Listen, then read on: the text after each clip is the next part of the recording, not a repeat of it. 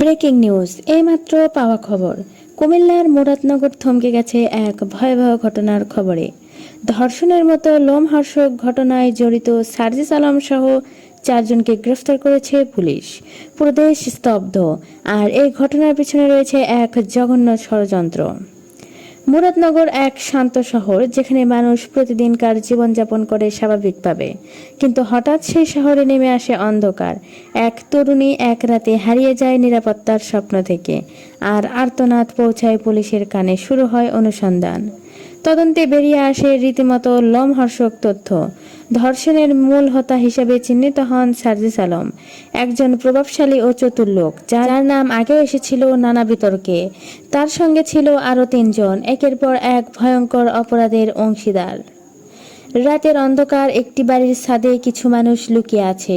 মেয়েটির কান্না আর সাহায্যের চিৎকার, পুলিশের হানা, দরজা ভাঙা, হ্যান্ডকাফ লাগানো।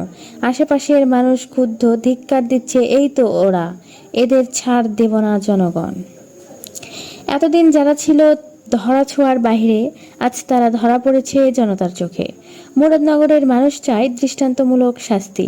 এই ন্যক্কারজনক ঘটনার বিচার যেন হয় জনসম্মুখে, আর কেউ যেন সাহস না পায় এমন পৈশাচিকতা করার। সার্জিস আলম ধর্ষণকাণ্ডের মূল পাণ্ডা অবশেষে কারাগারে। জনগণের ধৈর্যের সীমা শেষ। এবার কি হবে জনতার বিচার, নাকি আবারও ছাড় পাবে অপরাধীরা? এই ঘটনার শেষ কোথায়? বিচার হবে, নাকি হবে আবারও প্রভাবশালীদের রক্ষা? কমেন্টে জানান আপনার মতামত, শেয়ার করুন। ইতিমধ্যে বুঝতেই পারছেন আজকের খবরটি কতটা গুরুত্বপূর্ণ একটি খবর। বন্ধুরা চলুন ভিডিওতে আজকে আর বেশি কথা বাড়াবো না, সরাসরি আজকে আমরা চলে যাব মূল ভিডিওতে। আর সেখানে আজকে আমরা দেখব আজকের খবরের অবশ্যই যদি বিনা কারণে যে জিনিসটা ছড়াইছে এখন সারা বাংলাদেশ ছড়াইছে, এবং কি এখন একটা কথা বলি, এটা একটু রাজনীতির ইস্যুর মধ্যে গেছে যা দেখা গেছে। তো এই জিনিসটা অবশ্যই কেন ছড়াইছে, ও কি উদ্যোগ নিয়ে ছড়াইছে, কার কারণে ছড়াইছে, এটা ওদেরকে অবশ্যই নিয়ে এসে তদন্ত করে এটা ওদেরও বিচার করা উচিত।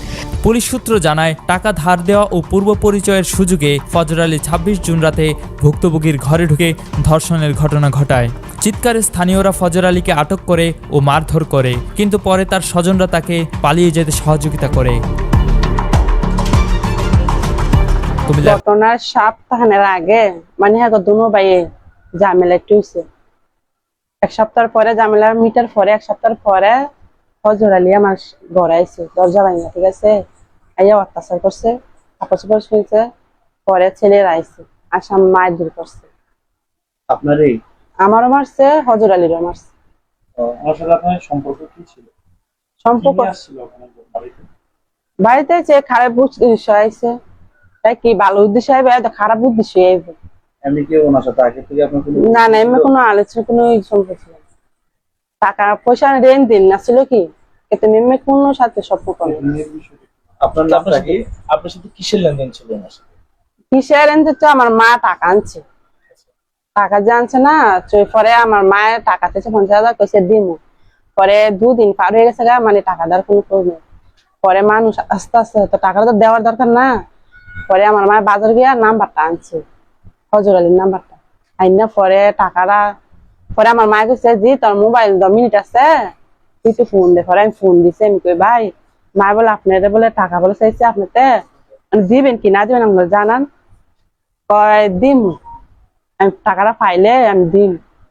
পরে এন থেকে মানে টাকা পয়সা নিয়ে কথা হয়েছে কি না, তেমনি কোনো সম্পর্ক হচ্ছিল। আপনার নামটা কি বলেন? আমার নাম হচ্ছে দীপালি রাঙ্গা। তারপরে ওই সম্পর্ক পরে কি হয়েছে? মানে টাকা টাকা জমা টাকা চাইছে, মানে টাকা চাইছে, আমরা বইলা দিছি যে আমার মার কাছে যায় না, আমি শ্বশুর বাড়িতে বসছি। আচ্ছা, এতটুকুই কি, মানে টাকার মায়ের না দিলে আমার কাছে ফোন দিচ্ছে, তেমনি কোনো সাথে সম্পর্ক নেই। আচ্ছা, এরপরে কি হয়েছে? এরপরে ওনার সাথে আপনার কিভাবে এই যোগাযোগ, বা উনি কিভাবে আপনার পরে আসলো? ইমার্জেন্সি আইছে তো বললামই তো, ঘর আইছে, দরজা ভাঙছে। ঘটনা ক্লিয়ারলি ভাবে বলেন। বৃহস্পতিবারে রাতে 11:30 বাজে মানে হজর আলী আইছে, ঠিক আছে, একটা ডাক দিছি। ডাক দেওয়ার পরে আমি কেছি কে, হেতে কইছে আমি ওই দরজা মেলাতে, আমি দরজা মেলা দেখে মানে মুরাদা ডাক্কা দিছে, হ্যাঁ ডাক্কা দেওয়ার দরজা মেলে না। পরে মুরাদা মানে দরজাটা ভাঙ্গা গেছে, কি ভাঙ্গা অত্যাচার করছে। তখন আপনার পরিবারের লোকেরা কই ছিল?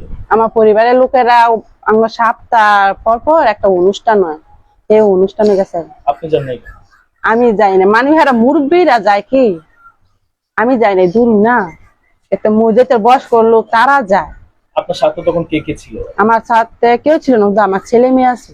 না, আমার কেউ প্রেশার দেন, আমি মামলা করছি, আমি আবার উঠাইলাম। আপনি উঠাই ফেলবেন? হ্যাঁ, কেন উঠাই ফেলবেন? আমি 10 জনে ভালো চাই।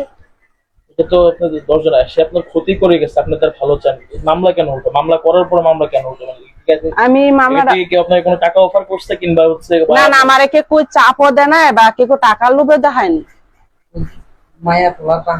মায়ের ফুলার বাপে কইছে তোর যখন মান সমান গেছে গো, কেতেম কেস কল ফাইতি না, না কোনো কল ফাইতি না তুই এখন তো সারা বাংলাদেশের মানুষ আপনার পাশে আছে। পাশে তো আছে, ঠিক আছে মানছি, কেতেম বাইরে আমি 10 জনে ঘটনাটা সত্যি হতে অবশ্যই আপনি এটা বিচার চাওয়া উচিত। আমরা যেটা শুনেছি আপনার সাথে আগে সম্পর্ক ছিল, আমরা যেটা শুনেছি আপনার সাথে আগে ফজর আলীর সম্পর্ক ছিল, সেই সম্পর্কের ইয়েতে আপনার কাছে আসছে। এখন আপনি যদি মামলাটা তুলে ফেলেন সেক্ষেত্রে আমরা কি ধরে নিতে পারি আপনার সাথে আসলে সম্পর্ক ছিল ফজর আলী? না না, আগে কোনো মেয়ে সম্পর্ক ছিল না, টাকা পয়সা নিয়ে কথা হয়েছে। আমি তো আপনাকে বলতেই আছি, টাকা আনছি, টাকা নিয়ে সম্পর্ক। তাহলে কি মামলা করার সময় কেউ জোর জোর না, তাহলে আপনার মামলাটা কেন করলেন? মামলাটা তাহলে কেন করলেন? মামলাটা করছিলাম তো ভালো লাগে, জামাই না করে, যে সময় মামলা করছেন সেই জামার সাথে জামাই আমার লগে রাগারাগি করে ইয়ে করেন কথা হচ্ছে না, কেউ গ্রামের লোক বুঝতে পারি নাই বা আমার স্বামীর সাথে আমি বুঝতে পারি নাই, কিন্তু স্বামী এইসব শুনে আর দেখে আমার কাছে ফোনই দেন, বুঝছেন তো, কিন্তু আমাদের ছেলে মেয়ে আছে। ঘটনাটা তো আপনার বাবার বাড়িতে হয়েছে? বাবার বাড়ি আছে। ধন্যবাদ প্রিয় দর্শকবৃন্দ, আমাদের ফুল ভিডিওটি দেখার জন্য আপনাকে জানাই অসংখ্য অসংখ্য ধন্যবাদ। তো বন্ধুরা, আজকের এই নিউজটি দেখে আপনাদের কি মতামত অবশ্যই কমেন্ট বক্সে কমেন্ট করতে ভুলবেন না। আর হ্যাঁ, এমন নিত্য নতুন আপডেট খবর সবার আগে পেতে চাইলে এখনই আমাদের এই পিচ্চি সাকিব ইউটিউব চ্যানেলটি সাবস্ক্রাইব করুন। ধন্যবাদ।